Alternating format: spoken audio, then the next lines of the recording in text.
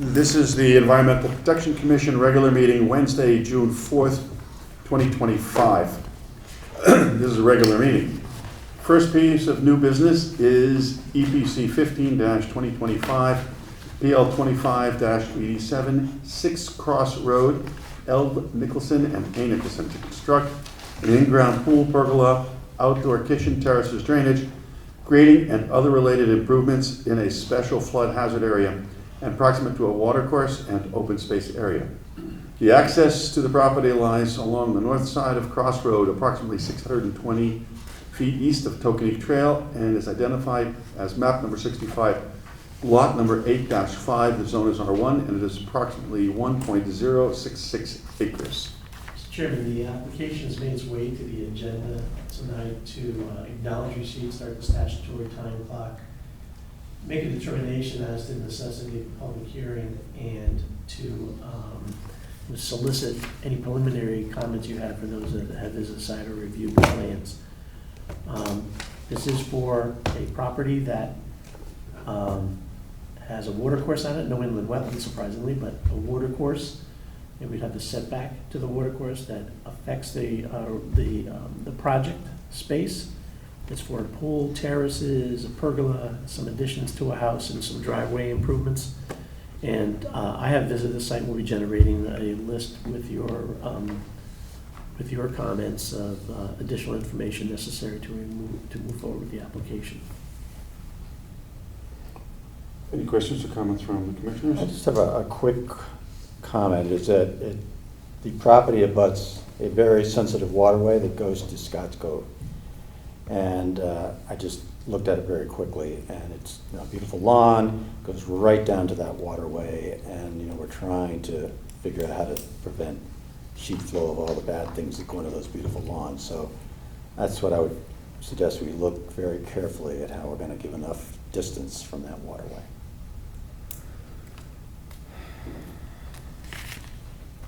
Do you have something? Just one thing, the usual. I would just ask them to work with the landscape architect and just revisit the plant list. I looked at it quickly, and I just think they could make some changes there that could increase the conservation value of the property.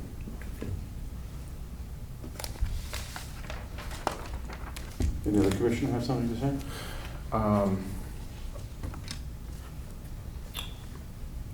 So are we thinking this is going to go to a public hearing?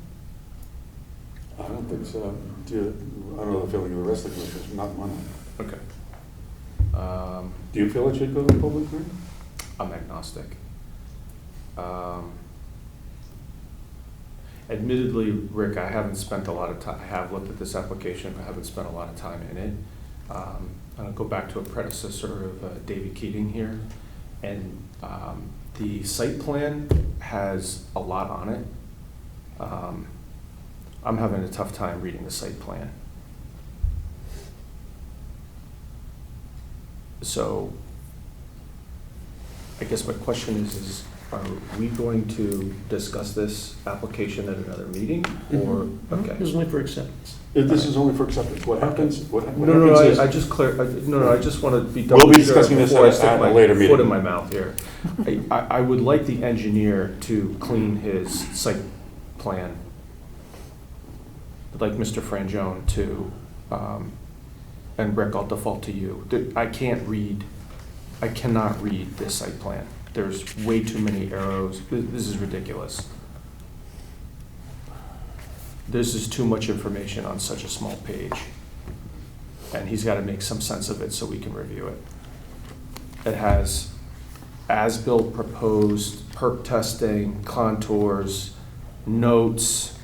There's a lot here. This needs to get separated into 2 or 3 pages, as is normal and customary. That's my only comment. Thank you. Mm-hmm. My only question is the purpose of removing the existing oak tree. Yeah, it's a big one too. It's a big one, yep. Oh, and that was the other thing I was going to say, that they are taking out, I don't see many big shade trees on their list of what they're putting in, and it looks like several will be removed, especially the nice big oak in the back.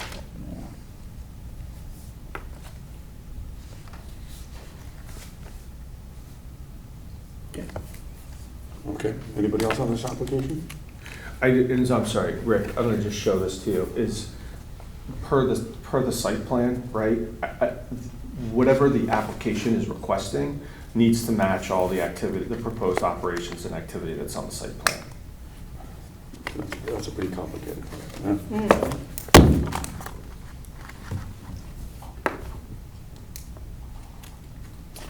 Okay, moving on to the next application, EPC 16-2025, PL 2592, 32 Plymouth Road. Sounds familiar.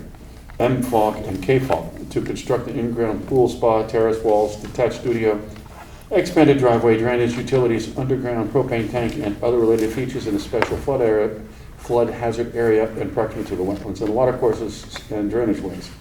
The property lies along the west side of Plymouth Road, approximately 450 feet north of Shipway Road, and is identified as map number 57, lot 36. The zone is R1 and is approximately 1.01 acres. Mr. Chairman, the application has made its way to the agenda for acceptance, acknowledging receipt, starting the statutory time clock, soliciting comments, and determining as to the necessity of a public hearing. For those of you that have been on the board over the last 4 years, which I think all of you were involved in this has been... Almost. Yeah. -1. That this property had been the subject of a It's prior that one? EPC review and approval for something very similar. It was for a in-ground pool, terrace, walls, pool house, Well, you were subject gonna- Remember to that, yeah. a We've all walked subsequent, it 3 times. a subsequent modification in which they eliminated the walls, did some alternative grading, a different style pool house because it was subject to flooding, a subsequent modification of permit, could just do a deck and some other miscellaneous improvements, and then none of it was built. Property was sold, new owner has Their ideas. their ideas. It involves a pool, a detached accessory structure, some terracing, et cetera. So I think everybody has a pretty good recollection of the property and a good baseline of information, and we'll then initiate our review and generate a letter. Can I recommend that the applicant or his representatives look at our hearings on this? Because I don't want to go through the same, this is I don't know, 3rd or 4th time we've seen this. And so, the applicant should understand where we're coming from. Because this specific piece of property has come before us, and we have, very specific ideas. The benefit of this is the same engineer. Okay. Well, then tell them. Mhm. Okay? I don't want to have to redo the battle or the conversations. So, And the other item is, have they been there when there's been a flood? Because that whole area just floods right out. So, Yep. I hate it when people just build stuff, pools and everything, and that first flood just inundates it all. And they probably haven't been there for one, but maybe they ought to ask some neighbors. But I don't know how you handle that. Does this go to public hearing? go ahead. Does this go to public hearing? I don't think so. Was the neighborhood interested, wasn't the neighborhood, or there's the oak tree in the front yard? There was a large oak in the front. They're not working in the front on this property. They're working in the rear of the property. No, I understand. I'm just saying that I recall, correct me if I'm wrong, is the neighbors were very interested in the vegetation on the property. I don't seem to recall that. I think the interest was, and I don't even know if it was from the neighbors, but it was certainly from the commission, having to do with the drainage way and the wetland and keeping it free and clear of debris and making sure it flowed positively. Mhm, mhm. Was there a public hearing the last time this came in front of the committee? No. No.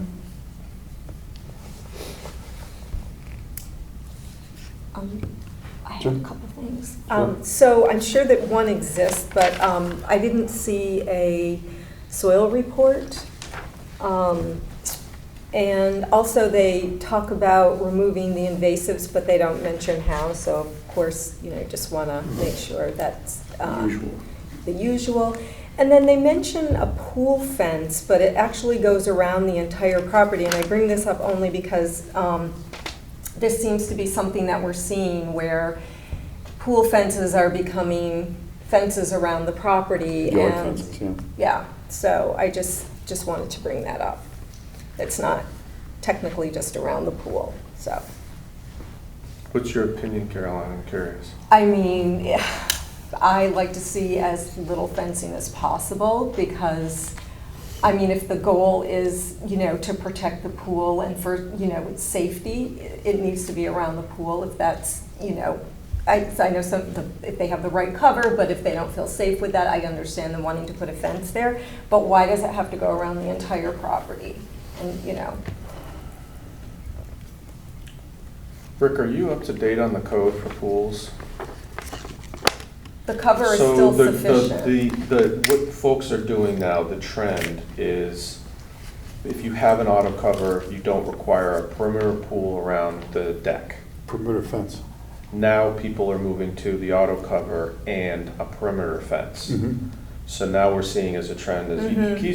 EPC commissioners is the Darien Inland Wetlands becoming segmented vis-a-vis the fences as it relates to pool code. So does the board take a commission, is the board to take a, should we be taking a general, to your point, should we be taking a general position that if your property is impacted by inland wetlands, maybe it's not a good idea to fence it all off because we're compounding that. Well, Exactly. If the fence goes through our jurisdiction and Yeah, over well, wetlands, it's- Well, over it's- wetlands, Yeah. then we have all the right to say what we say. Yeah, Then, and we can opine, you know, if the fence just, if a corner of the fence goes through the property at 48 feet, I don't care. Okay, Well, but if it goes like through Hamilton Lane, remember the ones in Hamilton Lane? Yeah, right. Those were the, yeah. you know, and I think, you know, terribly sorry, but, you know, you can't, Well, I guess what I'm using, just to be super quick about it, what I'm discussing is look, we had somebody who came before the commission and he decided he was gonna put fencing in the wetlands, in the coastal waterways, because he was afraid of a fox eating his dog, right? yeah. Um, Wait, is this recent? Yeah. But what I'm saying is if everybody's lots are relatively large, your 2 acre zone or 1 acre zone lots, or your 3rd acre skinny rectangular lots, and you have the space to put a pool in, that perimeter fence should be not in the wetland, but inboard of the wetland. And maybe that's the way that we look at everything. If you want a quadrant off your property with fencing, go for it. But we're not gonna have this gross compounding effect around town where the ecology is being impacted because And it is. people don't wanna lose their view.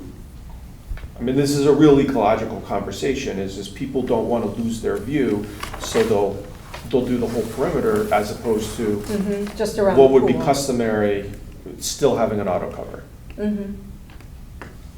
Well, I think we take it case by case. Yeah. And you sit there and go, hey, like, we've seen cases where we've gone, no, or take it out, Mhm. okay, and take it out and move it, et cetera.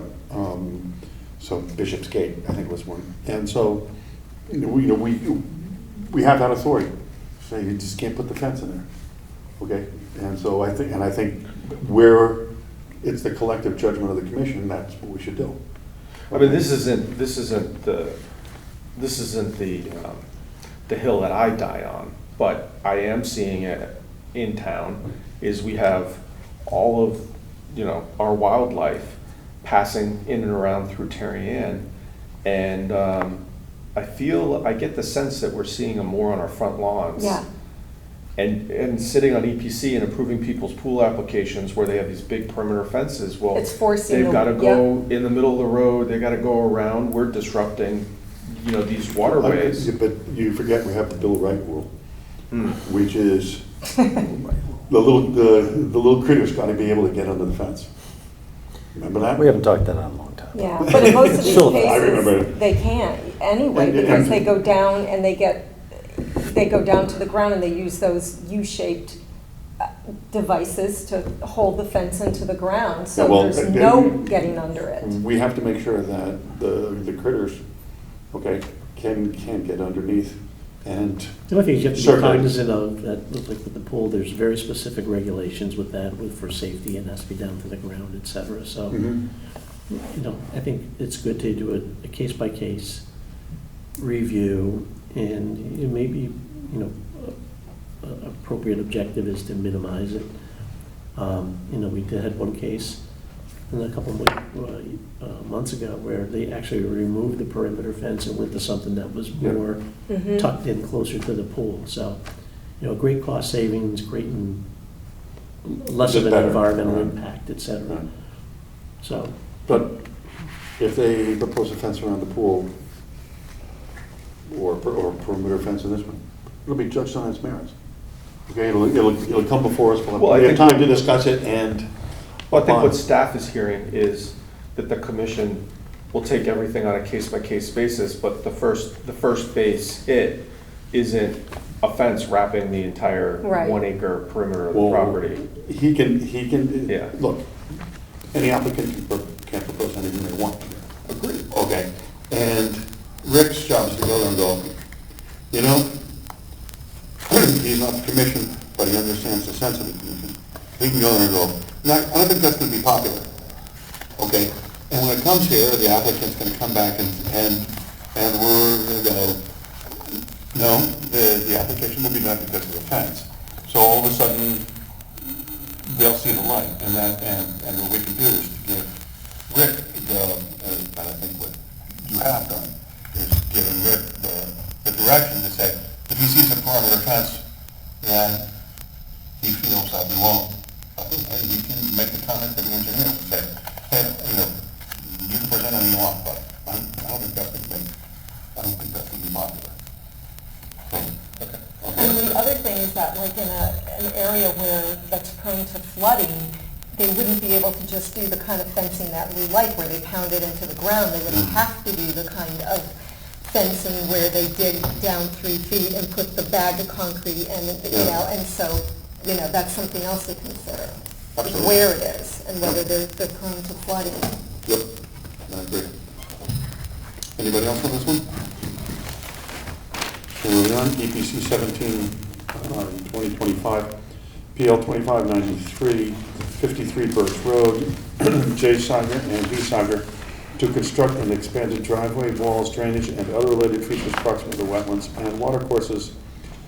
The property is located on the west side of Birch Road, approximately 250 feet south of Sylvan Lane, and is identified as map number 11, lot 13, the zone is R1, and is approximately 1.44 acres. like the prior two applications, it's made its way to the agenda this evening to acknowledge receipt, start the statutory time clock, determine if a public hearing is warranted, and to solicit some initial comments that you may have on the of information, pertinent the information that you would need to evaluate the impacts of the application. I'll be generating an informational letter, and it will be based on my review and whatever comments that you may provide this evening. Any commissioner have questions or comments? I have, Please. sorry. Well, remember, we had 49 Birch here a couple of years ago. So this is the same Tokenique Brook Mhm. that comes down from Ridge Acres. So I just have a question for Rick. Did you create like a new stormwater management checklist? Are we seeing this for the first time where it says Town of Darien and it was like a checklist? We have created a checklist, but it's not in effect yet. Oh, It'll be July. it Around July looked 1st. like, They're probably mimicking the oh, firm- so they just saw it and they kind of They created probably saw it it. just And they to do fill it in. Okay, in because other I thought it was a communities. good idea, because it kind of, you know, like you know, said, does the operations and maintenance plan, like, identify the owner as the person responsible? They actually checked yes, but then, the operations and maintenance plan does not specify the owners as legally responsible, so I think they need to change that. And then we have the same issue with the pool fence around the entire backyard that we were just talking about. And I think that's all I have. Oh, there was no landscape mitigation plan. It is a really nice wetland area, and Yeah. it's still Oh, yeah. well forested, and it doesn't look like they're gonna touch that, so which is nice. And the stream going through it. Well, their neighbor at 51 will be watching one. Remember, that was the neighbor that Good. testified at the That's right. 49 Birch. Okay. So, is that anybody else on this one? No, okay. EPC 18-2025, PL 2594, 95 Half Mile Road. W. Rossner and K. McCarthy to construct the residential additions, terrace walls, drainage, and other related features proximate to the wetlands. And watercourses, the property lies along the south side of Half Mile Road, just east of Hollow Tree Ridge Road, and is identified as map number 2, lot number 23. The zone is R2, and it is approximately 3.05 acres. Mr. Chairman, last of the acceptances, it's made its way to the agenda this evening in order to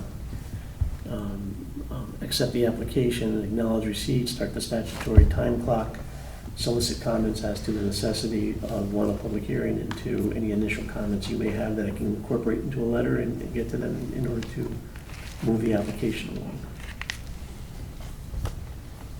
Bill, Mike, Peter? No? Of course. So on the positive side, I just wanted to say they have a really good operations and maintenance plan where they do identify the property owner as the person responsible, and they do, under recommended frequency, they do have the stronger language. So I just wanted to point out that that's good to see. I was wondering where the pond drains. It says that it's fed by existing drainage infrastructure from the north and outlets over a spillway to the south. But does it somehow connect to another waterway, or does it just kind of end there? I was wondering about that. And how do they know the extent of the wetlands? Because there was no soil scientist report in there that I saw.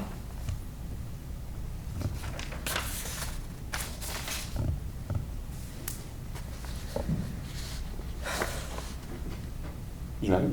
Oh, I'm sorry, yes, I'm done. Okay. Okay, anybody else? Okay, thank you.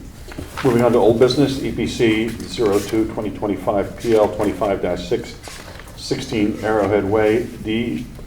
Ebrahimi and S. Ebrahimi to construct stormwater detention basin and other mitigating structures in and within close proximity to wetlands and watercourses. The property lies along the west side of Arrowhead Way, approximately 350 feet north of Dogwood Lane South, and it's identified as map number 64, lot number 25. The zone is R1, and it is approximately 1.00 acres.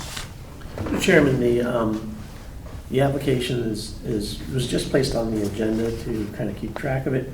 It's currently being withdrawn. They ran out of time, but they are in the process of generating information to address all the issues and concerns that the commission and staff had with their application. And if you do remember, it's essentially it's a drainage project to try to alleviate some of the drainage impacts on this dwelling.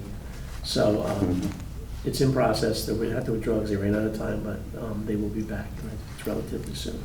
Okay. No comments on that one.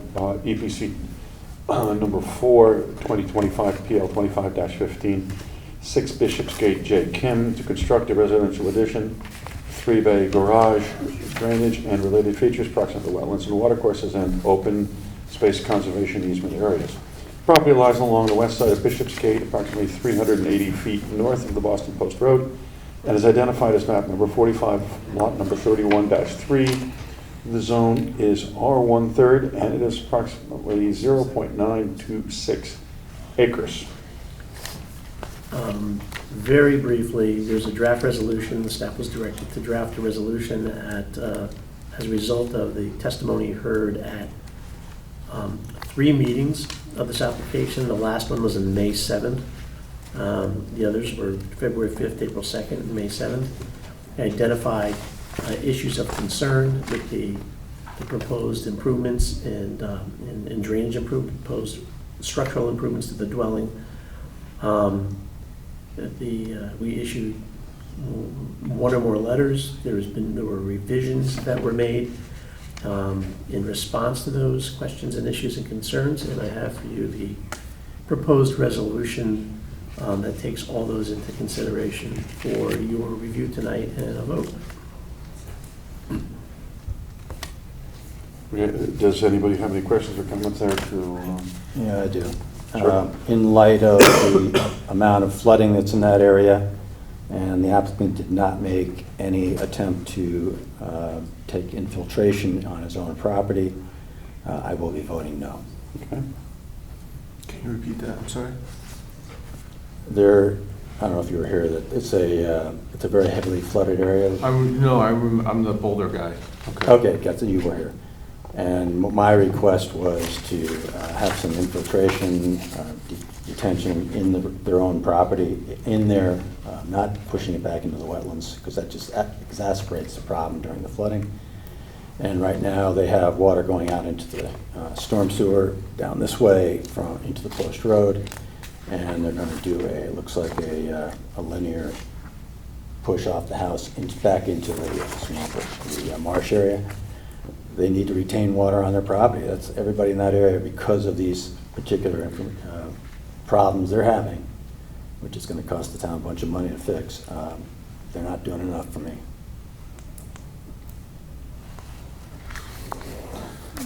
Michael, anything? I remember we talked about that. I think I remember that based on the addition that they were fulfilling their stormwater management requirement, correct?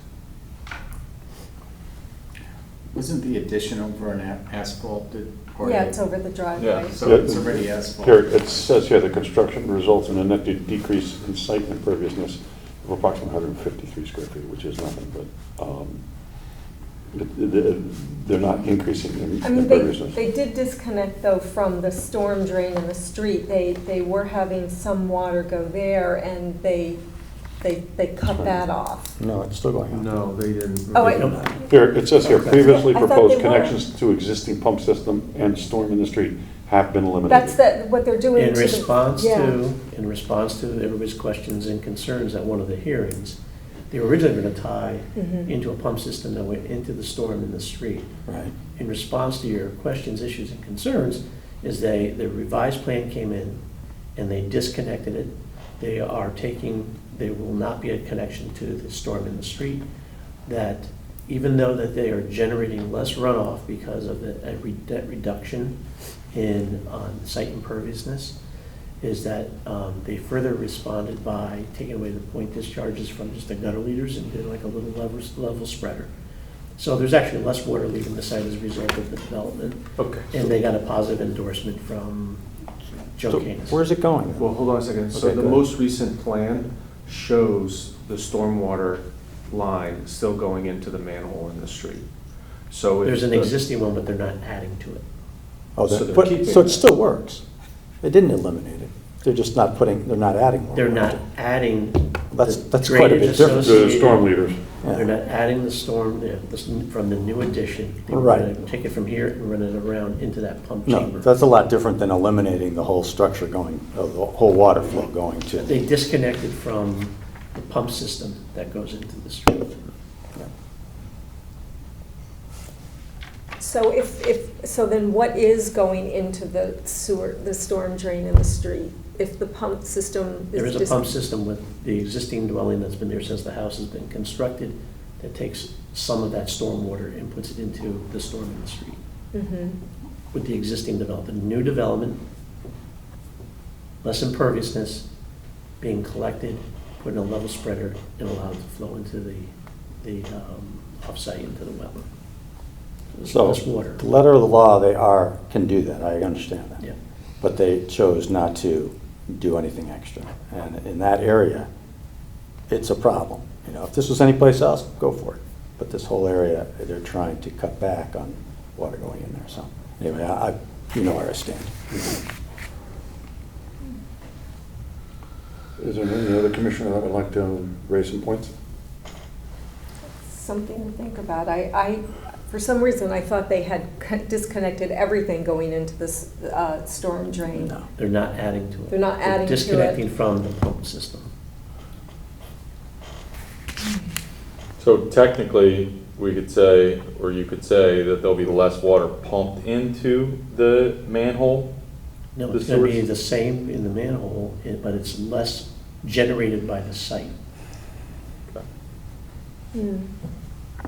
But the water will still make its way out into the level spreader, Yes, it will. which means then it goes into the Wetlands. But the there's less wetland of it. problems that we have. Less in that than whole even the area. The whole site thing now. floods up right up to the top during those big storms. But I mean, was there any reason other than cost probably why they didn't want to do any kind of detention?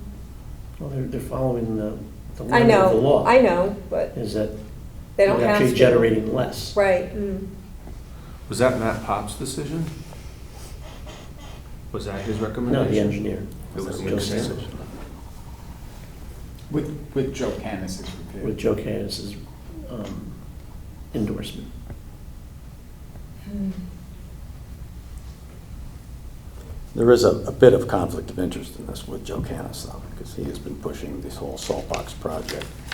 And then now he's going back and saying, well, this is an issue here, and it is an issue, part of this whole project that he's being paid to resolve, so. I think he's just looking at this, I think he's looking at this application as, in and of itself, I'm not sure he's, looking at the entire watershed. Okay, because, I think that, you may be right, Bill, but I look at it and saying, hey, he's looking at the letter of the law, and the letter of the law says, hey, No, I agree with the you. letter of the law says, here, I'm actually decreasing the amount of impervious surface. I'm screwing with the fence and bringing the fence, back to where it should be, okay? Or, because it was around the property, and saying, And I think the based roof on, leaders are going here. I mean, if this was another house, I'd connect to the storm system. yeah. I think based on what you see, you should vote for it, right? I'm just making statements here that are very important to me, and we have to look at these more carefully sometimes. If it's impacting a bigger area, and the letter of the law, yes, but we also have the ability to persuade them to do a little bit more than that. Mm. Rick, does Joe speak on behalf of Ed and Darren at DPW? So, Eric, this is my understanding, Right. is once upon a time, everybody connected their roofs to the town stormwater. You would lift the manhole cover and see a bunch of pipe coming into that thing, coming from all the neighbors that were in a short distance from that manhole cover.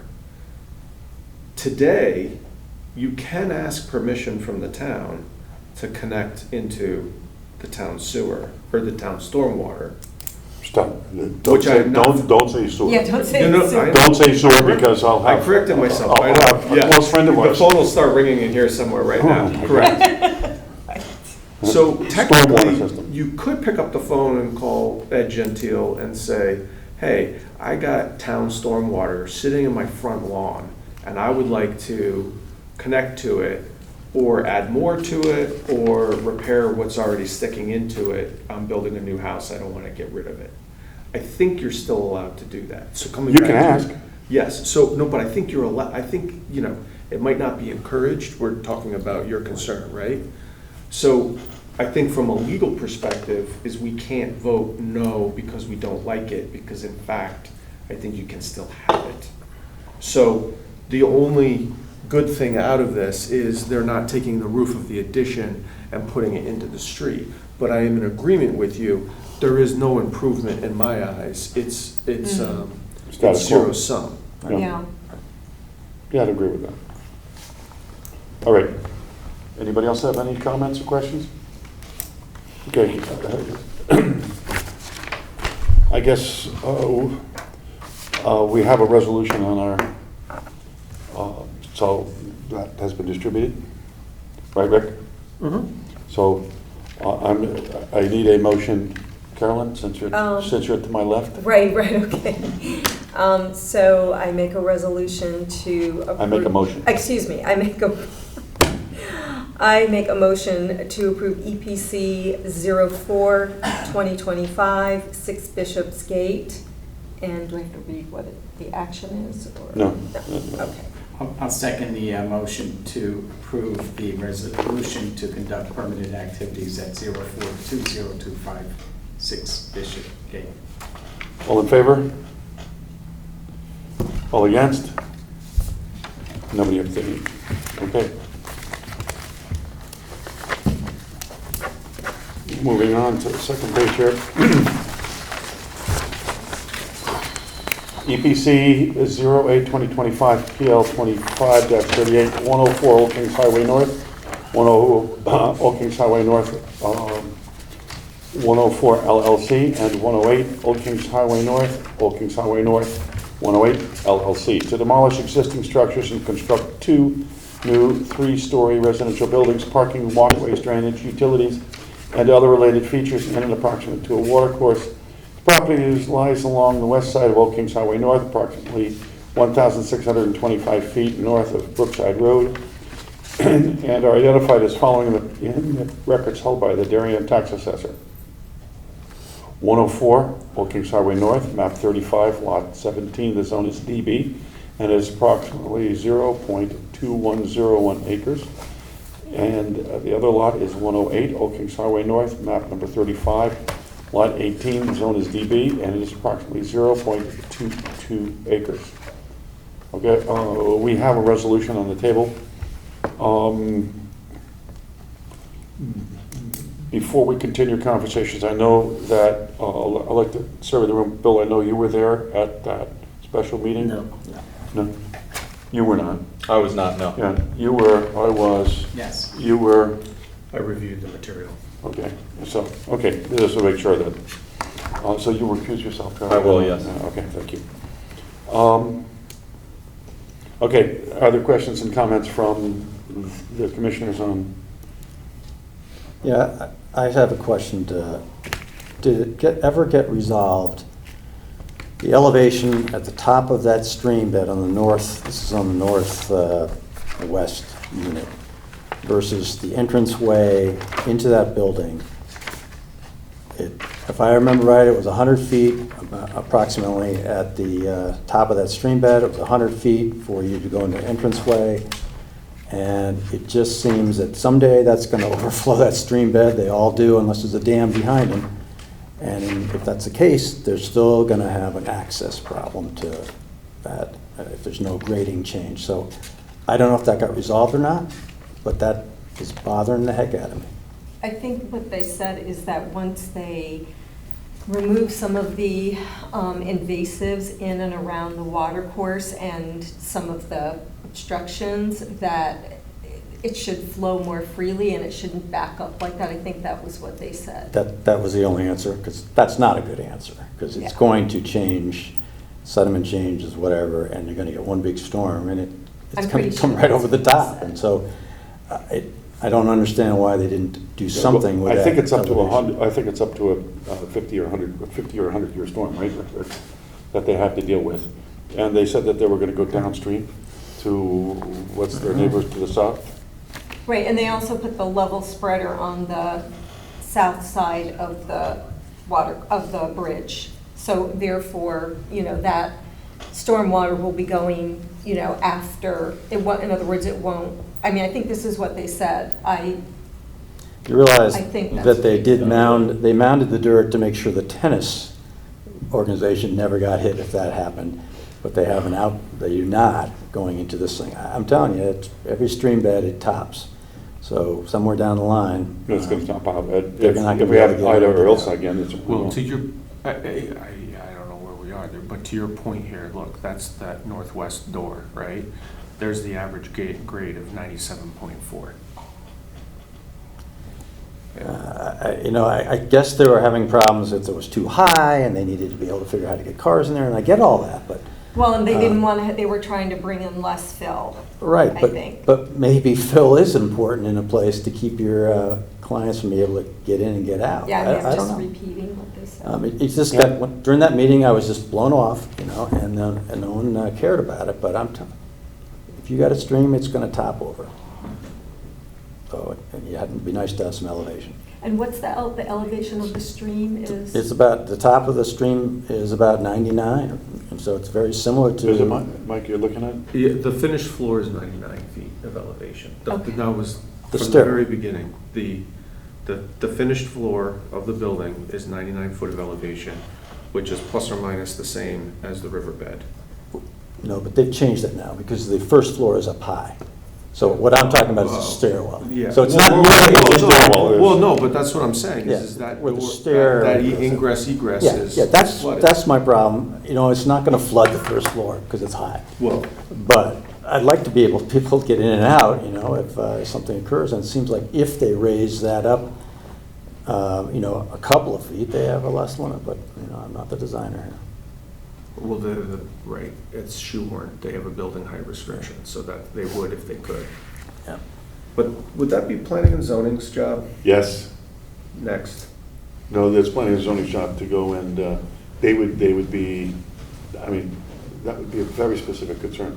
Maybe what you may want to do, Bill, is just, write a note, or make a note, pass a note to Jeremy, when this goes in front of Jeremy. Okay, to say, hey, that's one of our concerns. We can't, it's not a EPC concern directly, but it certainly is But we do have flood Erosion. erosion, responsibilities. And so I'd hate to think they're not looking at that, but I know they want to get this project in, and they only have a height restriction. But it's silly not to have a. Can we refer that to Jeremy? But the referral of what, about the height of the building? No, the height of the top of the stream bed versus the entranceway into the building. They're almost identical. And there's no leeway for when it goes You over the received top. testimony as to, their position, and it's a matter if you Accepted or not? accept it or not, is that they, Okay. if I recall, I think Carolyn hit it right on the head. It says it's less about the elevation relative to of the building relative to the stream, and you had a lower floor that is essentially open, and with your living space higher. Right. And then what they did is they reduced the amount of fill, in that it's a balancing act. You reduce the amount of fill, you reduce the impacts on the regulated areas, and they attributed the flooding on this property, not even the flooding on the property, the poor drainage conditions was one grading, and two, the maintenance of the culvert in the stream, and they've committed to a one-time cleaning of the entire stream, even on the neighbor's property with permission, which they have already obtained.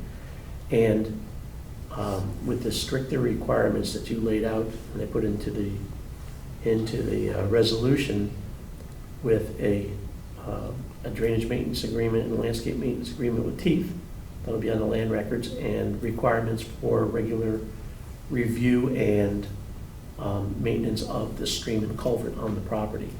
So that's how they chose to address it.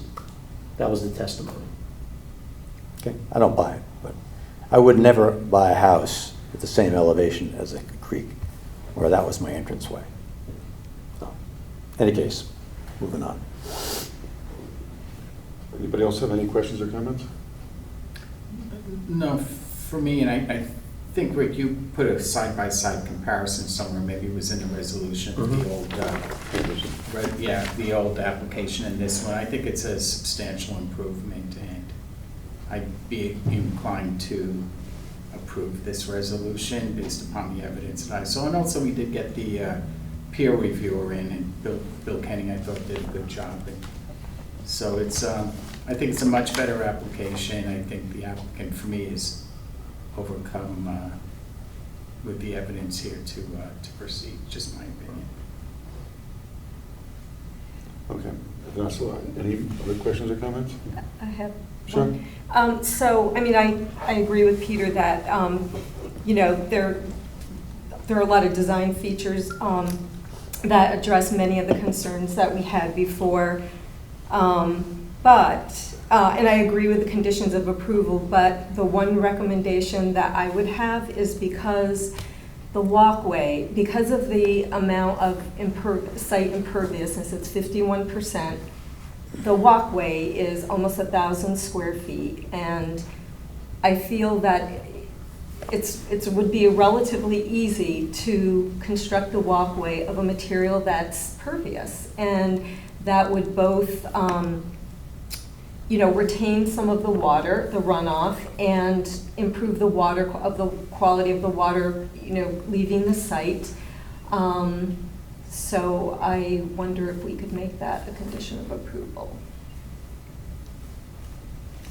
Guys? I think it's a good idea. And also, given that one of the recommendations that Bill Kenny made was to remove that strip, 4-foot strip of grass or 3-foot strip of grass, and, you know, put in ground cover, which would have further reduced the runoff, but they chose not to incorporate that. So I just feel, you know, it's not, I just feel that it's something that is feasible and prudent, but. And it's not a big ask. No, and given that they're 51% impervious, why not? It's a little step, but it's, again, I mean, like Bill said, we are the Flood and Erosion Commission as well, so we should try to do everything we can to try to improve water quality and slow runoff. I agree with that. Michael? I agree with what you're saying. Okay, Rick, so can you, Yep. I think that's, But Trevor, you haven't. Yeah. I'm abstaining, yeah. But you haven't said anything, but I think I have a bunch of people here Yeah, I already, mean, so. given the fact that they've taken down the imperviousness of the site to when we first were presented this project, I think we should, like, that's my only comment, because I'm happy with where it's at now Yeah. versus where it was before. Happy I year. have attrition of this application is clearly this application is light years better Yeah. than the initial application. That's I agree. That this board unnecessarily had to triage this application to get where we are. But we are a flood and erosion control board, and I immediately brought up this point, which my colleague here has also continued to question, and I am questioning it. And I want to know legally where we are, and is this a reason to approve or deny the application as it relates to individual commissioners? So this is my question, Rick. I'm looking at the survey, and it says that the water course is at an elevation of 99. Is that the bottom of the water course or the top of the water course? I don't know. Or is that, at this point, for this example, that might be germane at the moment? The average grade of the property is effectively 98 foot of elevation. And the top of the door kick into the structure is 99 foot of elevation. And we know that this particular water course floods. So my question is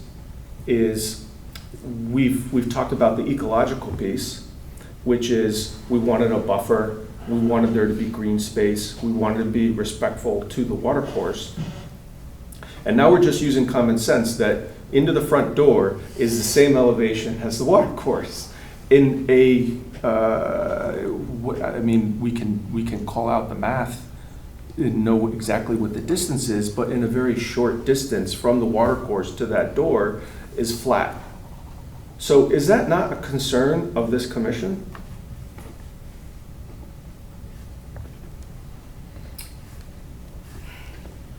Am I being, I do not want to prolong this application. No, no, it's a good I- question. That's an it excellent just- question. It defies all logic of reasonable construction. But I think what I heard was with a 45 unit infiltrator, plus the fact that the first floor is not residential, it took a little bit of a pressure on. So so here's the thing, in the winter, because I'm a Vermonter as well, right? In the winter, you have a huge rainstorm, you have a flood, and you have a freeze, and now it's in the front door. Someone's ingressing into the building, and it's an ice skating rink on the other side of that door, or around the door, because you need ingress and egress. Well, they can go in through the garage, though. Well, no, but that's not the way, you can't design a structure like that. Oh, well. But I mean, I think that's The what water they course said. floods. That's what they Well, said. Yeah, but that isn't, I agree okay. with you. So that's why I'm asking this question, is they only have so much of building height, they only have so much of distance from the water course, and they are, respectfully, they are shoehorning the structure in up against the water course. So, we still haven't received an answer as to why the building height was designed the way it was, why the front door is still the same elevation of the water course, and we have this known impact.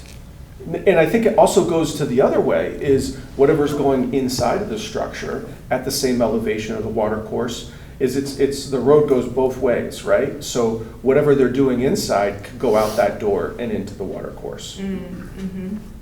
But from a flooding and erosion, look, you're gonna go to Trader Joe's and you're gonna say, hey, I approve that application. Yeah, right. And you're gonna see, you'll see the water, you'll see the flood line on that back door. So, I may be wrong, but my recollection, to Bill's question, was that it doesn't seem, I'm trying to envision it, and I've seen it so many times, I should be able to.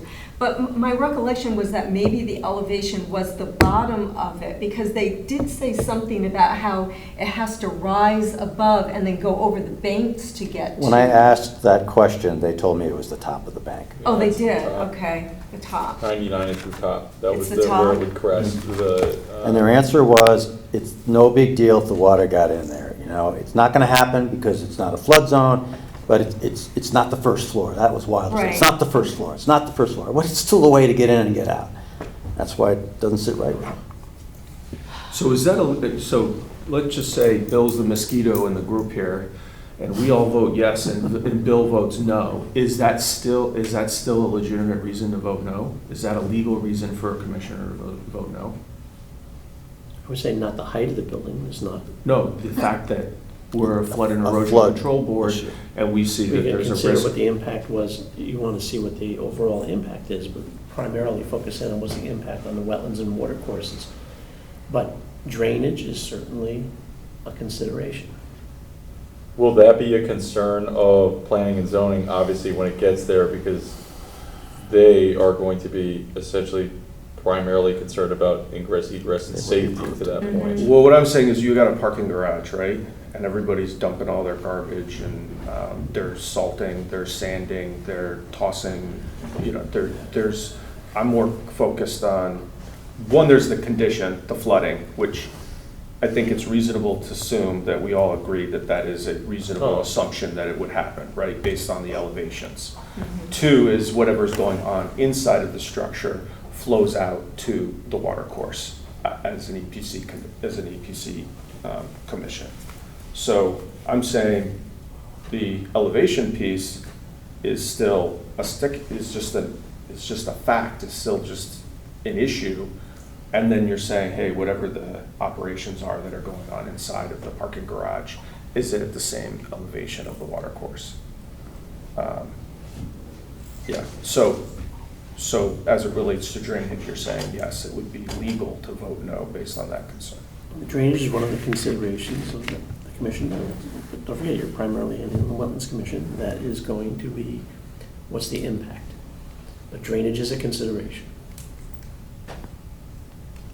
We got one chance, let's do it right. Get this thing right all the way through. I love what they've done. Absolutely, compared to the last one. But, it just seems like we're flooding is occurring so much, so all over the place, and we got begging to happen right here. Do you need a minimum of votes to approve? Yes, Is that 3?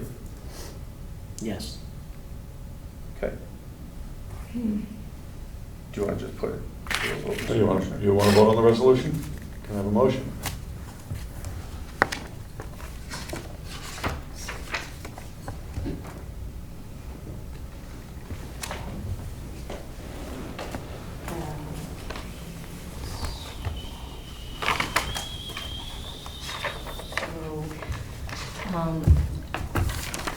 We'll make a motion, I make a motion to approve EPC 08-2025-104, Old Kings Highway North, Old Kings Highway North 104, and 108 Old Kings Highway North. Old Kings Highway North 108.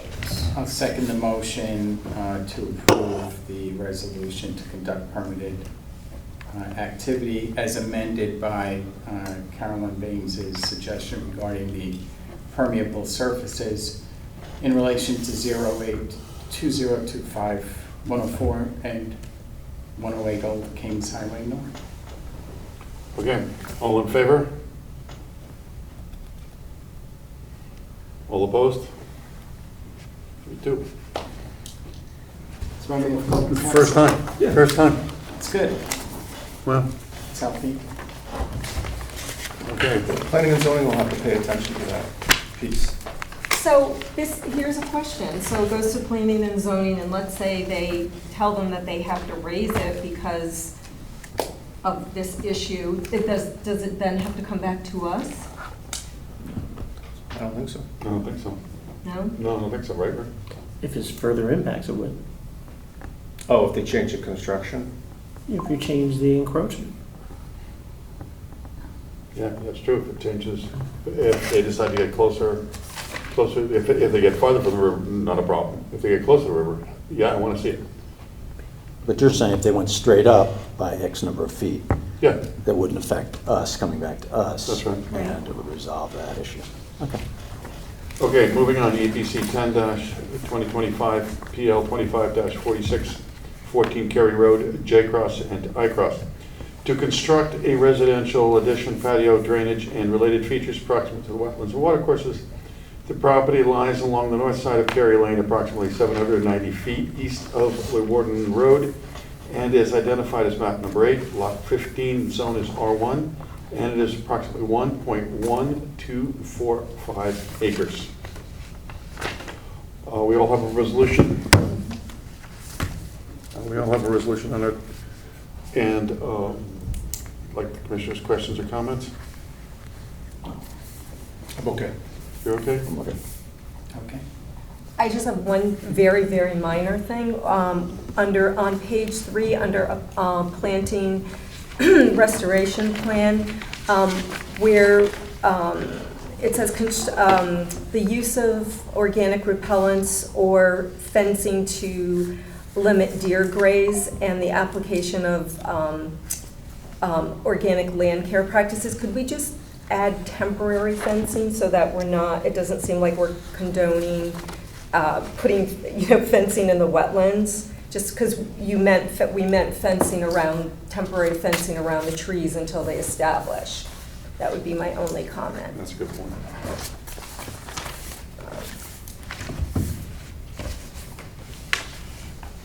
Anything else, Carolyn? No? Oh, I'm sorry.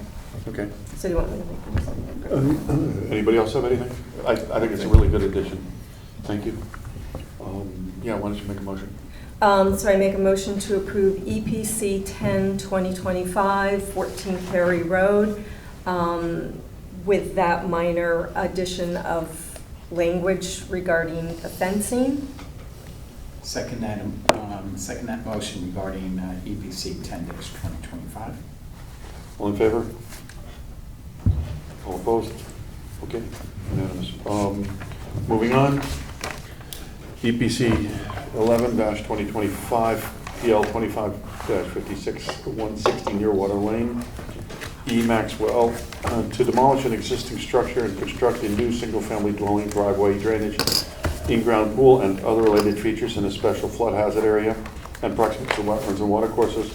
Property lies along the east side of Nearwater Lane, approximately 300 feet north of Shipway Road, and is identified as map number 57, lot number 26. The zone is RNBD, and it is approximately 0.32 acres. This is one is for discussion. Do we know what zone R and B D? Yes, it's right at the top. I looked it up because I know you asked me. Sorry, you're getting to know me, Rick. It's on the top someplace. Can I just say I'm impressed by the engineer's work on this application? This is this is not common, is that the test pit digging is actually in the location where the stormwater is going to be located. Well, isn't it supposed to be? Yes. Yeah. Yes. But it's demarcated, like I could say, okay, this is where my stormwater is going, and these are my test pits here. And the fact that there are so many test pits on the site gives the engineer a really good idea of where stuff should be.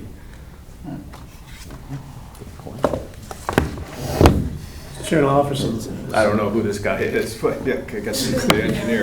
I'm the engineer. Oh, you're the engineer? Oh, Take that as a huge compliment coming from this guy. yeah, really. I'd have to go back a ways for him. But by the way, this is his first meeting, so go It's easy. my first meeting. Ask your boss for a Big head to raise. the first meeting. Okay.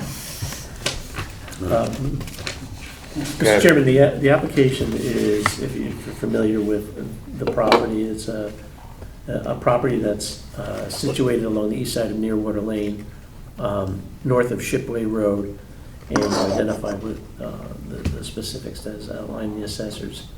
Property currently supports a single-family dwelling and all its attendant facilities.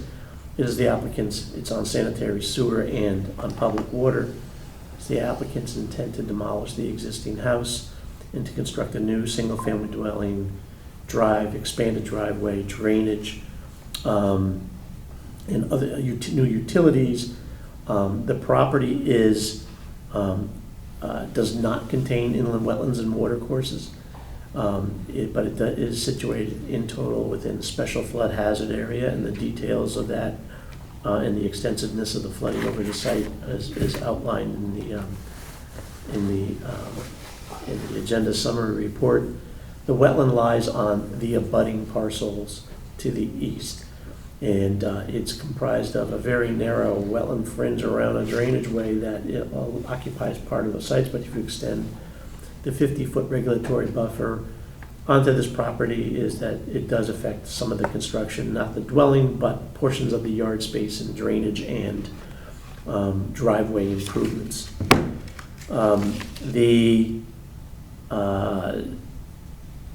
So the applicant is seeking permission to construct those things, given the nature of the property. Their task is to demonstrate as minimize or avoided wetland watercourse impacts, and also on resources. They utilize measures to preserve or enhance water quality, address potential drainage impacts, minimized flood impacts, and addressed applicable floodproofing requirements for residential structures or structural floodproofing, and provided measures to either mitigate unavoidable impacts or improve the overall conservation values of the property in the regulated areas. To that end, the applicants provided a site development plan that shows all the major elements, and the dwelling itself lies no less than 63 feet to the edge of what's called the wetlands and watercourses, or drainage way and watercourses. The lesser elements, such as a perimeter fence, yard space, no less than 18 feet to the wetlands and watercourses. Grade change is low, that's being proposed. The lot is very, very flat, that in order to construct the dwelling, there will be not necessary significant changes to the grade. No significant trees or individual or groups of trees of significance or value are going to be impacted, although there will be some ornamental trees that will be lost as a result of the development. And although there are no wetland and watercourse impacts, 0 square feet, or linear feet. The applicant reports that there's about a little over 1,000 square feet of the upland review area shall be temporary or permanently impacted. One of the big concerns for the commission is drainage on this lot because of the expansion of the development. There'd be an increase in development, and the applicant has come up with a plan to mitigate the potential impacts in a variety of ways. And those are outlined on the plan. Some of it's going to be directed to infiltrators.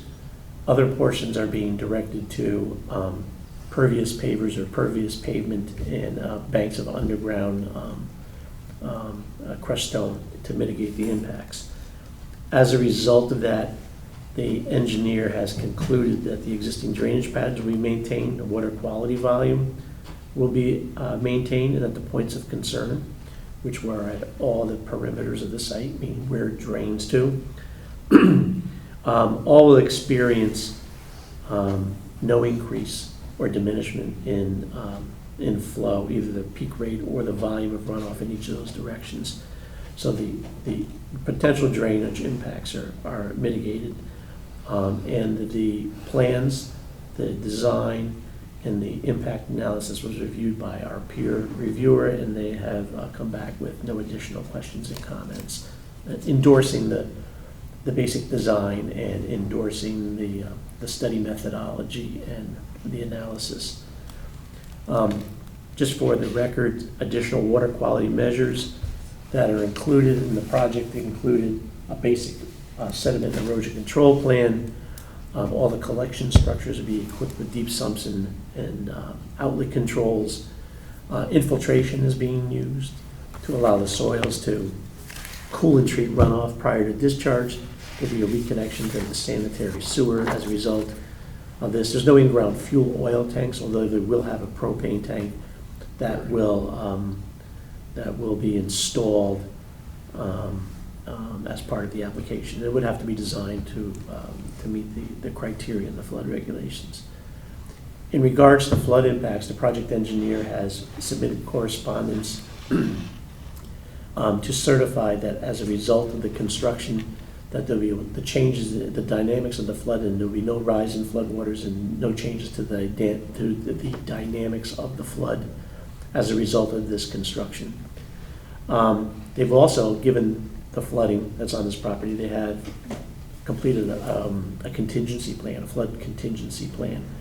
An important elements that you address in a contingency plan is you designate somebody who's in charge, you listen for storm reports, and then you react. But in a planned manner is that you tell your workers how to get out of there, what they have to, how they have to perform, removing things that are not tied down potential things that could be swept away, moving machinery and those kinds of things.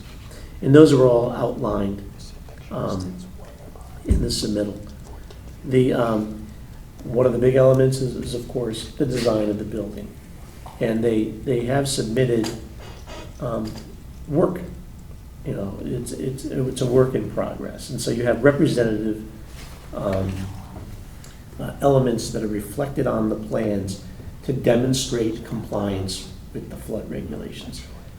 Elevation of the first floor significantly above the projected base flood elevation plus freeboard. The lower spaces are designed in accordance with our local regulations and FEMA's regulations in the state building code in terms of fully enclosed areas below what they call the design flood elevation, in which it is essentially not habitable space. It has limitations on usage for garages and storage and building access. You'll have flood openings in each of the cells that are down there. There can be no service utilities, wiring, ductwork, distribution down in that space. And those have all been expressed in these representative plans that are currently before us. It's also, the lowest floor is not defined as a basement. Regulations say that it can't be a basement, can't be subgrade on all four sides, so they provided the elevations, both internally and externally. Again, no mechanicals down there. They have their openings measured, and they're designed based on a formula for the amount of square footage that has flood exposure, placed on the proper walls to, for the most part, strapping of those vertical penetrations that come through the walls to the walls, using doors and stairwells materials that are flood compliant with the technical bulletins. There will be an elevator. Elevators are allowable, but they have to be designed in a certain manner. Basically, they're designed not to be flood impacted. The cabs return to the first floor. They have calls that are the basic necessary to operate the elevator, but they're designed for wet locations. There will also be a pool on this property.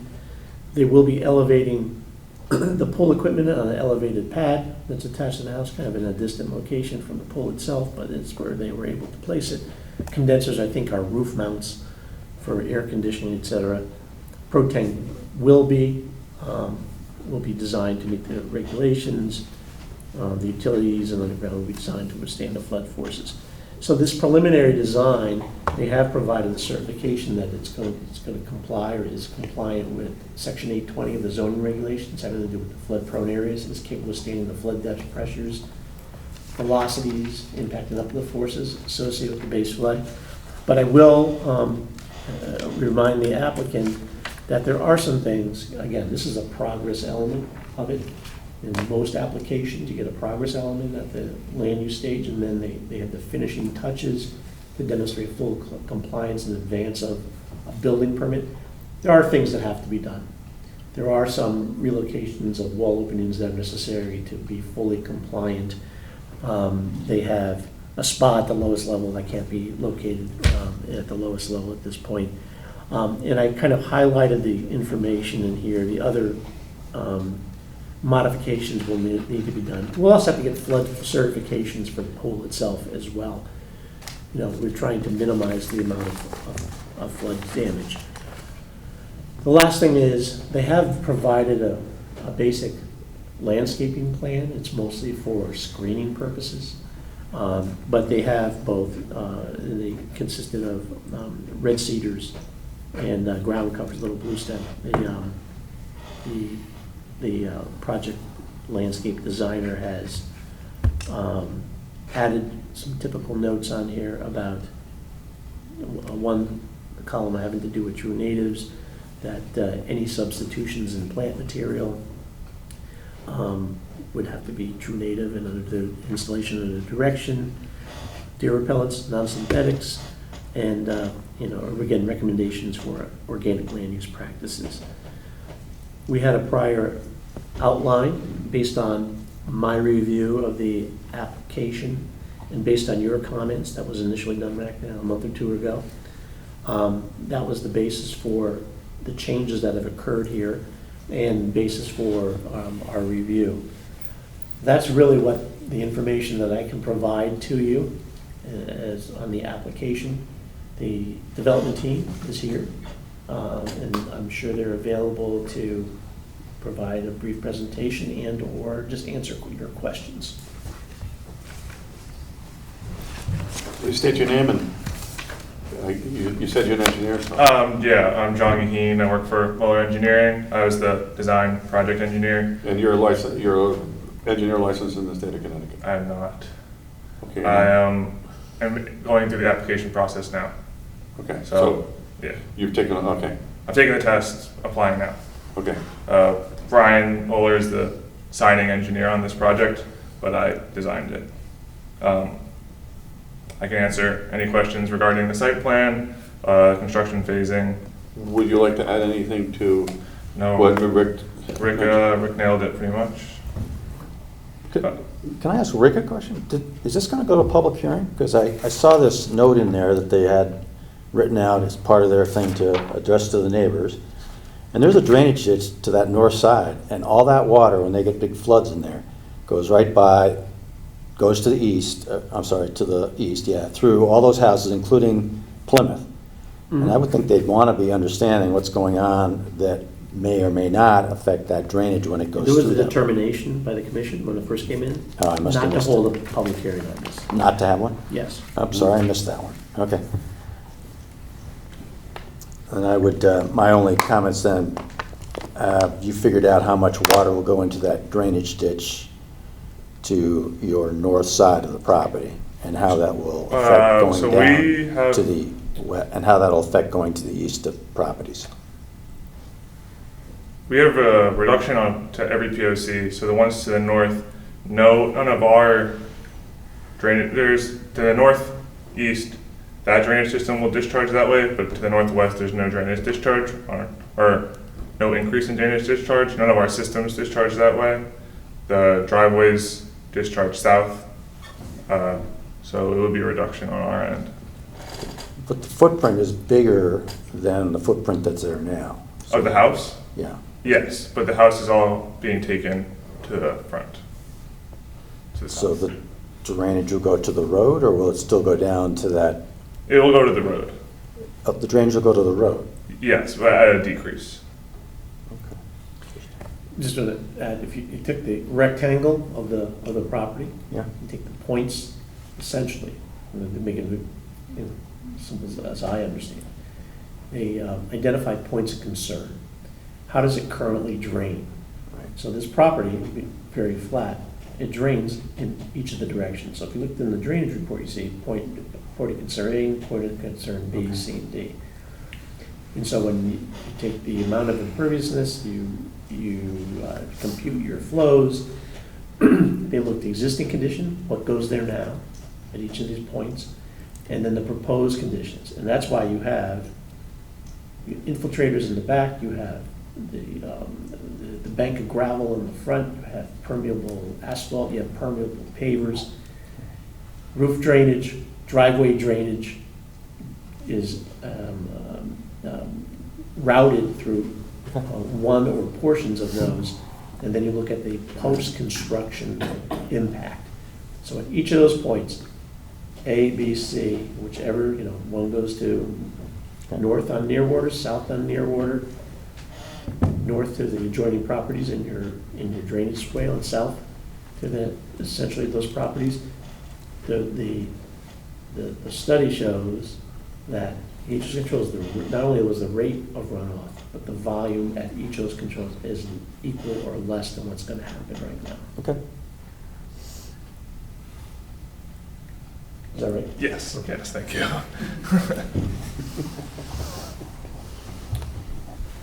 I just have a coverage question. The property's near 20% covered, right?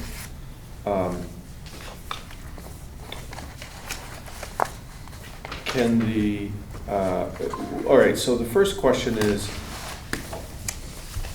roofs count as coverage, so a roof over a patio counts as coverage. What kind of coverage are you talking about? Building coverage. You mean like impervious coverage? The or- proposed or building coverage? building coverage is 20.7 or 20.8%, or excuse me, 19.7 or 19.8%. My question is, when you have a roof over your head, that counts as coverage, as building coverage. When you have a patio on the ground, concrete patio, that does not count as coverage, correct? Patio on the ground does not count as Building coverage. building coverage per zone. Right. Right, I'm not an expert on that, but I think if it's ground level, it does not. Maybe they can speak to it, the architect. I guess, what I would like to, you were mentioning that plans are developing, is that we're just cognizant of building coverage overall, knowing that on top of the building coverage being 19.7 or 19.8% of a lot of 20, we have a material amount of patios, walkways that are a material amount of coverage, of actual ground coverage. So I just want to make sure we don't go over There's building coverage. Well, building coverage has to do with essentially structures, and that's what the zoning officer is looking at. And again, the architect is here to probably give you a nice detailed accounting of this. Then there's the impervious coverage, which is different than the building coverage. So we concern ourselves with both, but more so the impervious coverage and what the impact of that change is. Correct. I agree. So, But if you have maybe a it would question be- about coverage then. yeah, maybe it would just be nice to know next time we see you guys, the percentage of coverage for the patios and the walks. Unless you I already know have that. the total impervious area, if you want that number. Yeah, that'd be, It's 7,900 square feet, 7,945 square feet. so that's everything that's effectively on the ground. That's buildings, driveways, walks, porch, pool, and patio. So what percentage of the property is that's impervious?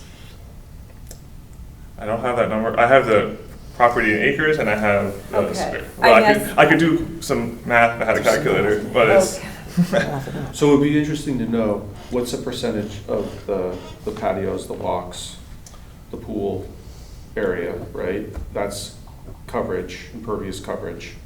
Then we already, like in square feet, yeah. is divided by the total, because we can add your building coverage with your impervious patio coverage, just to Mhm. get an idea of how much coverage is actually in total on the lot.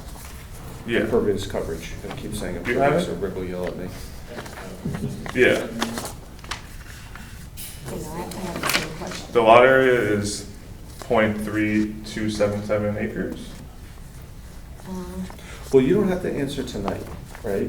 Because we want an accurate number, Well, this is all right. I can get you one, okay? or we can work on it now. Is your concern with just knowing, you just want to know? I just want to know. Oh, okay, yeah. It looks like a lot. Yeah. Yeah. The impervious, 7,945 square feet. That's what the coverage is. That's with building, driveway, walks, porch, patio, everything. I can take out the building if you want, or the building.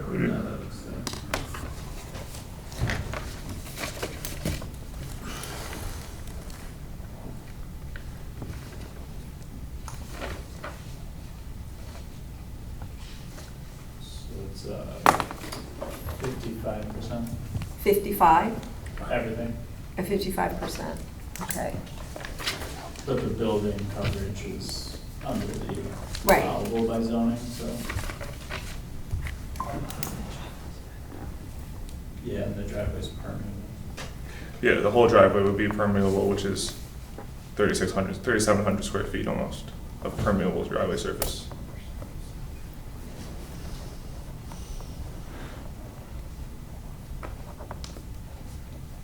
So I'm sorry, I'm a little remedial here when it comes to all these numbers. You have 2,806 square feet of building coverage. Okay? Yeah. That's, so 7,945 less 2,806 Yes. is patio Driveway, Driveway. walks, Driveway. and driveway. pool, You patio, said, Pool, patio, and driveway, yeah. everything. And how much is just the walks and the patio around the house? Patio, about 1,000, walks 550.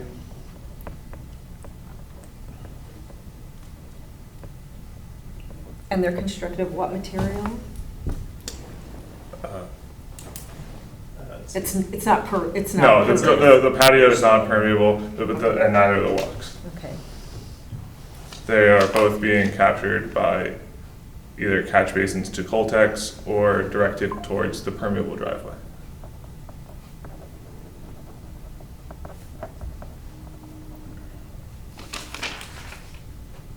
And the entire driveway is permeable? Yeah. So then, were you done? yeah, I'm done. I'm I done, just thank have you. a question. So then, the pink hatching on the site plan, what does that denote? Can I? Oh, quickly? sorry.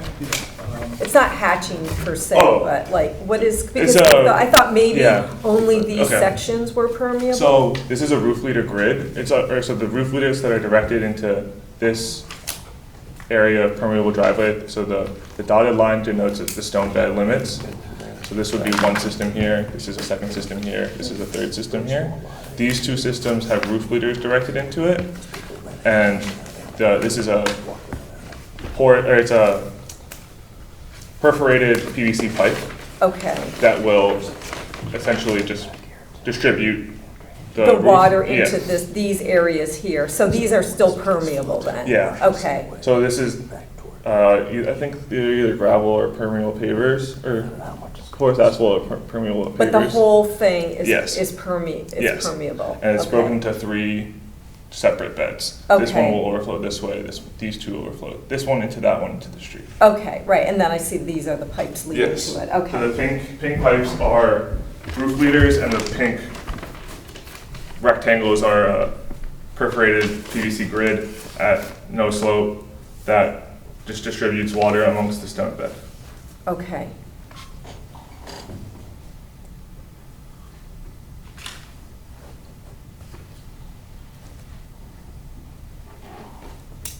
Michael? I'm good. This looks very interesting.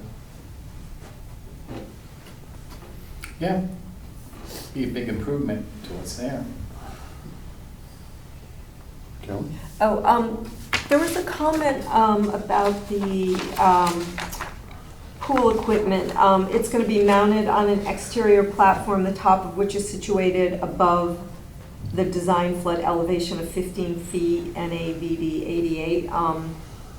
I assume it's elevated by it's like at Yeah. least 1 foot above Mhm. that? Okay, because it didn't specify, so I was just wanted Okay. to be sure about that.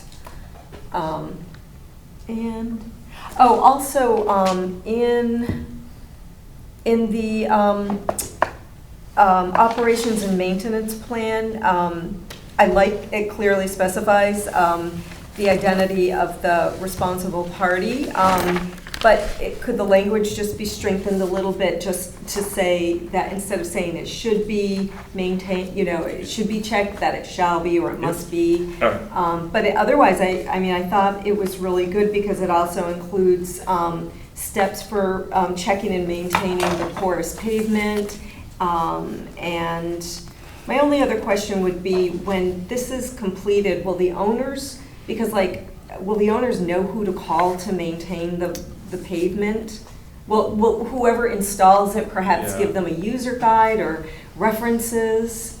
I don't have an answer to that question off the top of my Because head. it assumes in the maintenance Yeah. plan that they know who to call, and I'm just wondering, will they know?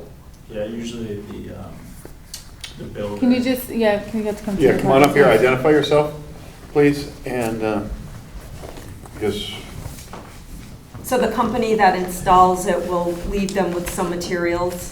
Yeah, Danilo Marini, Pagliaro Architects, the builder, whoever's building the project, at the end of the project, they give the owner a binder with maintenance plans and all that information, so they know. And Okay. the builder typically.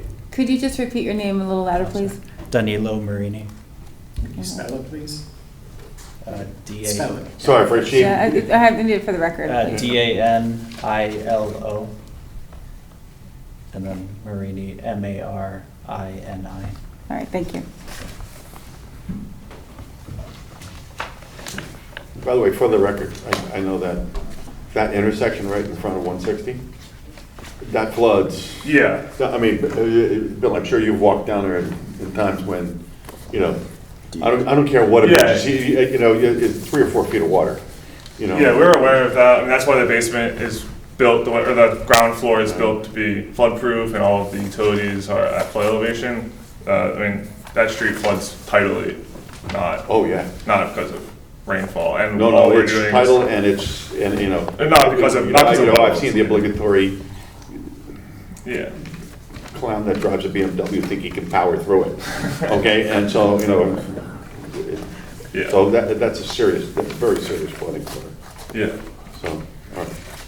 Are there any other questions? or I just comments? have Sure. one more. So the man-made off-site drainage ditch that runs parallel to the eastern property line, it's about 10 feet away, that does not drain into any water body further down. It just kind of stops, as I understand. Yes. Is that, I'm just looking Oh. for verification that it doesn't flow into any I don't of believe the- it will flow into any of our Okay. systems or anything like that. And then I just had one question about the planting plan. Okay. So The native plants that are on this list, it was the eastern cedar and the blue stem. I don't have it in front of me, but that's only in that one corner near that's within the upland review area. Is that correct? Because it says ornamental elsewhere.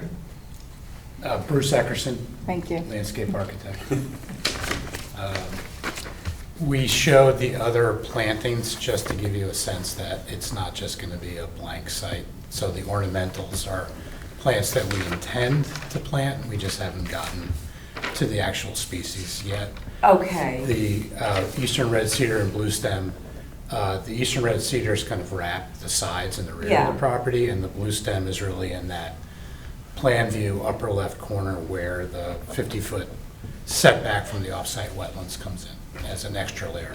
But, would you consider recommending for the additional plantings that they be native plants? Yeah, I think so. There's some privacy issues, around the pool, so they want to be evergreens. Out at the front, there's flooding, so there's only certain things that can do. We're trying to be native as we can. Right. And I did visit the site. The trees that are being removed are, they're like ornamental type trees. Yeah, there's one, I can't remember. No big shade trees, for example. Yeah, they're not shade trees, no. Okay. There's one flowering tree, I think, to the south of the existing residence, and an evergreen tree in the right-of-way where one of the driveway legs is coming. Oh, right, yeah, there was.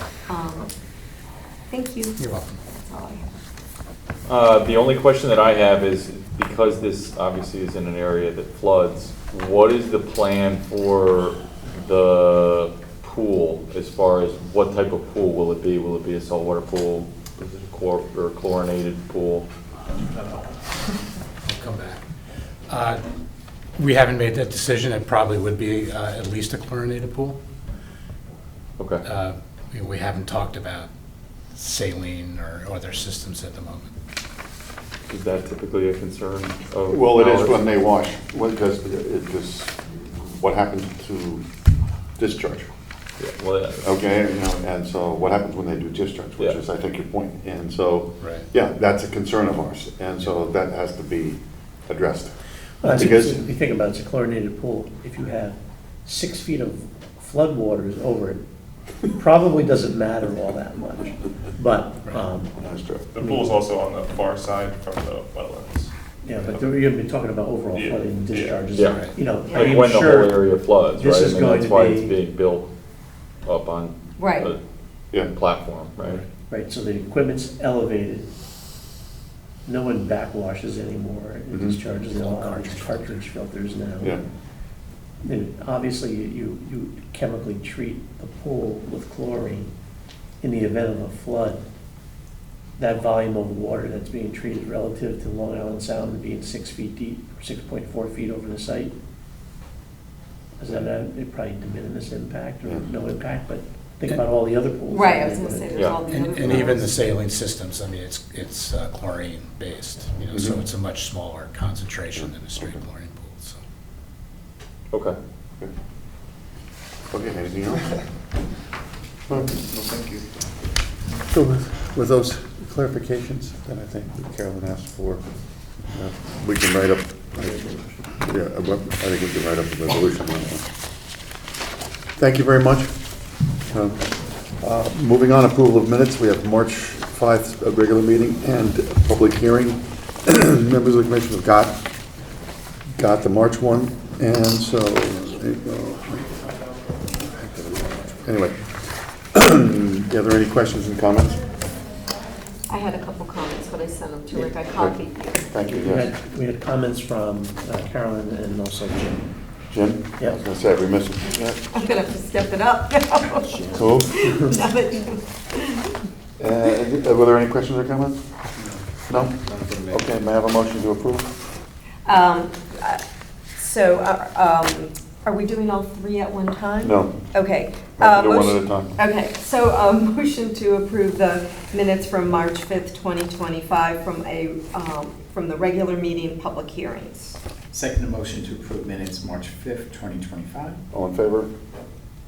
Okay, April 3rd minutes, everybody should have those. Any questions or comments? April 30th. April 30th, so, Mhm. yeah. April 30th, any questions or comments? No? I think I sent some to. Okay. Uh, You make a motion? I'll make a motion to approve the minutes from April 30th, 2025, from the special meeting and public hearing.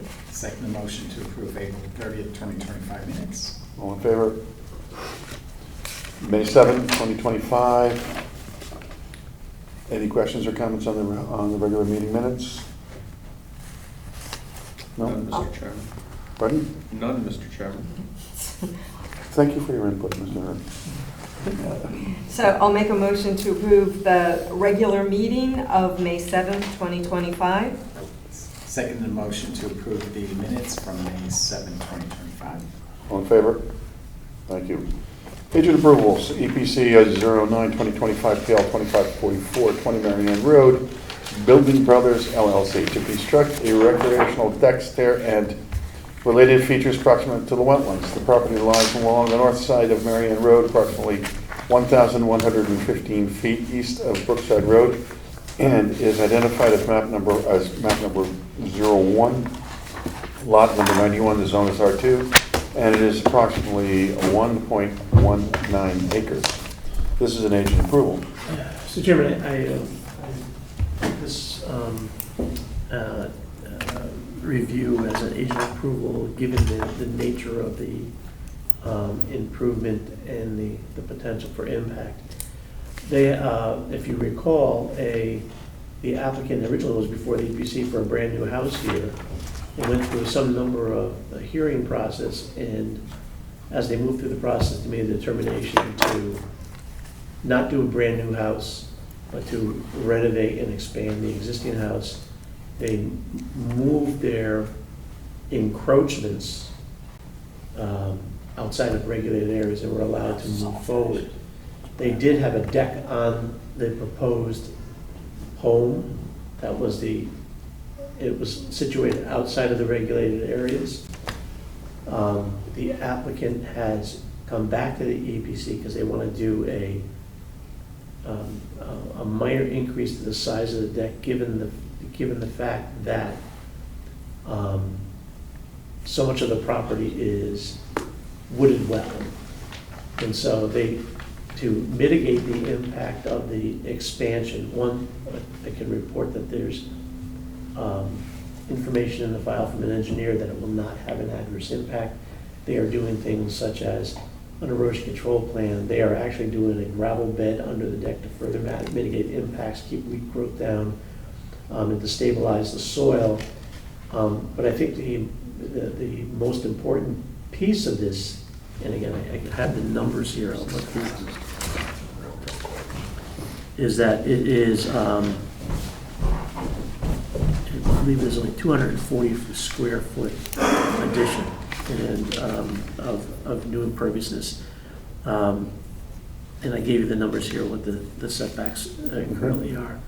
But as part of this application, the applicant has committed to doing a pretty extensive planting and enhancement plan that provides for the placement of a very solid demarcation feature, which is a split rail fence along the limits of lawn and landscape. Now you have to remember that this house, there was an existing house there, and it had a backyard, and it had lawn and pachysandra and things along the edge of the wetlands that are on the property. So they are doing a solid demarcation feature along the entire width of the backyard. And then they're doing invasive treatment. They have a long-term management element associated with it.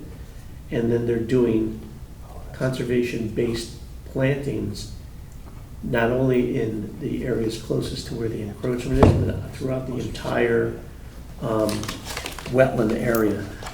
The only change that staff would make, I mean, as a condition, is some of the trees were rather small. They were really just whips. And we go with something much larger and greater diameter in order to. Because they took quite a few trees out, or they took some trees out. They really haven't, I mean,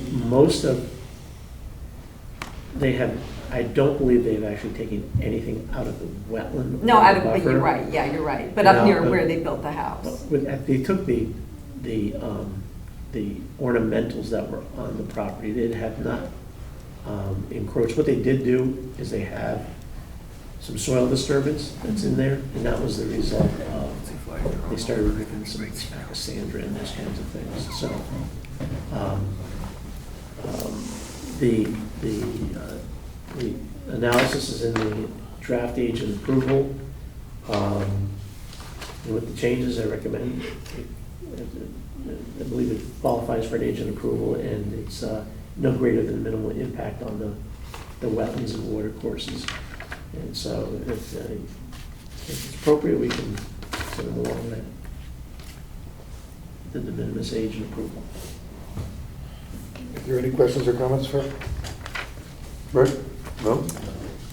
Rick, I got kind of a silly question. Is the PE who wrote the letter regarding the size of the deck, on his letterhead, it says Connecticut Aerial Drone Surveys? Yeah, he's a PA, but I think he also has a business of doing, I think it's the name of his company. I think he also does surveying too. Oh, okay. So what does he, fly the drone over the property and You know, then that's a writes big the thing email? right now. That's actually, that's a thing now, is doing surveys by drones and other means. If you recall last month, the Wildcat Road Yeah. application, that engineer and his brother are really into using drones in these unusual Okay. Yeah. people. His brother is like And he- an East Coast. I thought he was older than me. His brother is like an East Coast expert on these alternative ways of doing topography kidding. and surveying. You know, like a giant roller ball that picks up topography and it rolls through a parking lot and it picks up the data. Oh, wow. So there's a lot of technology now that's being used that, to do these, you know, these basic engineering surveying tasks. I don't understand Wow. it, but they do it. And they can certify that. Yeah, yeah. Because some of it's, I mean, you think about how the use of aerial photography has improved so much over the last 20 years that it keeps on getting more refined and refined and refined, and things like LiDAR. Oh, yeah, of course. Do they still have to be in the field though and take datum off of like corresponding surveyors? I'm sure there's adjustments and like benchmarks that they have to Yeah. learn from, but They just don't spend their whole day in the field. there's not a guy going like this every The 5 transit. feet trying to do that. So they do quite a bit. Interesting. Drones. I actually saw a very interesting thing about drones the other day. They use it for lifeguards services Yeah, out in maybe. Florida. Mhm. They drop flotation devices. They fly a drone out. Somebody's out in a riptide, and they drop a flotation device with a drone out to them, and then conduct it. So it's you Probably can see what's faster. happening Yeah, probably is faster. in things like Ukraine with. That's a war that's being conducted by drones. So I mean, Yeah. technology has. Yeah. Well, It's a Terminator. Mm. Terminator. any other questions or comments on this application? There's no vote, obviously, so. Okay. Moving on to other business.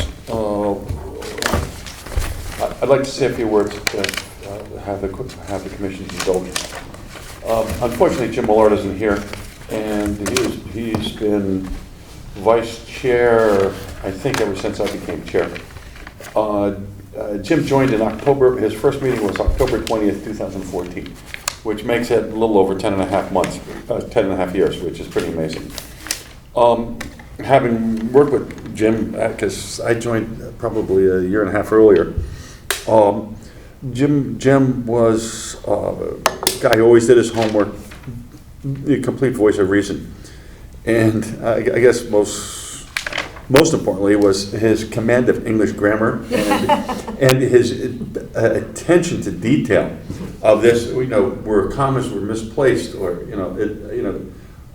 I don't know where he found the time or what program he's using to figure it out, but all I know is if he had been my English teacher, I would not have graduated from high school. And so, unfortunately, he's not here, but we have a card for him and we have a book for him. So Jim, if you're listening, and you're probably not, thank you very much on behalf of the commission. Thank you very much for your, all of your contribution during those 10 and a half years. Yeah. I'll end with that. Yeah.